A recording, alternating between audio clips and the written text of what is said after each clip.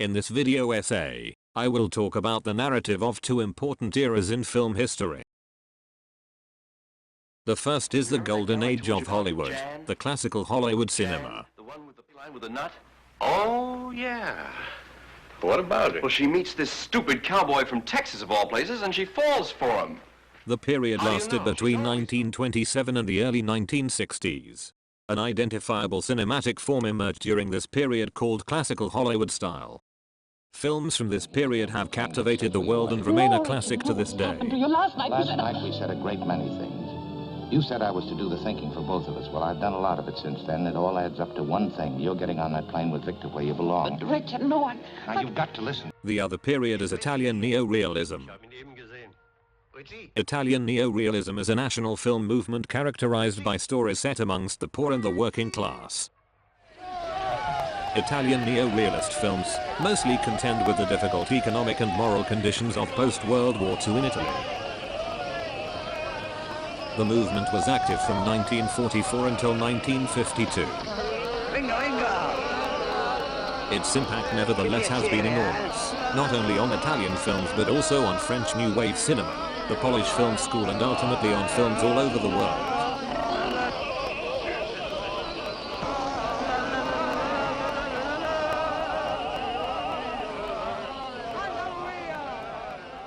What is a film narrative? What is so important about narrative clarity? Narrative is the art of storytelling, something we all do every day. In the early films, as they were starting to make stories, they encountered a problem. The filmmaker might get the story, but the audience didn't get what was happening on the screen. In order to fix this problem, their solution to fix this narrative clarity is to make every aspect of the story on the screen to be as clear as possible, thus creating the classical Hollywood cinema. What are the narrative characteristics of classical Hollywood cinema? Classical Hollywood narrative films have plots that progress through time in a linear way, are based on character-driven action, and use the continuity editing style. Brad Allen. Look, I am in a hurry, Mr. One of the Allen, so you do it characteristics fine. are objective storytelling.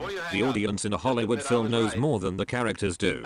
We are able to see what is happening in other places at the same time, and we can see what other characters are doing. This may come as a shock to you, but there are some men who don't end every sentence with the Another proposition. characteristic is character-driven.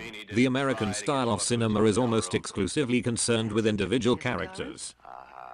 He showed me The something objective else. of the Hollywood movie is to relate what happens to the characters and whether or not they got what they wanted. Another characteristic of classical Hollywood cinema is continuity editing.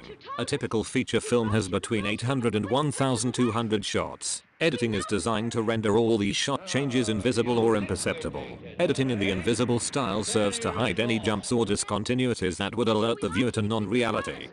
For example, in this Wizard of Oz scene, there is nothing strange about how the sequence in the scene. It is very smooth.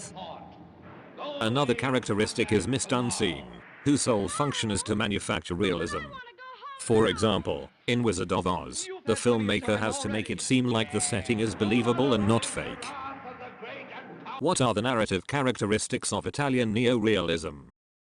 A characteristic of Italian neorealism is the use of non-actors as well as using children in a major role. For example, in Bicycle Thief, the main actor is in fact just a worker, and the boys used as are important but only an observatory role. Another characteristic of Italian neorealism is the lack of real sets and frequent use of on-location shooting. For example, in Bicycle Thief, a lot of street shots were used to show the current conditions of post-World War II Italy.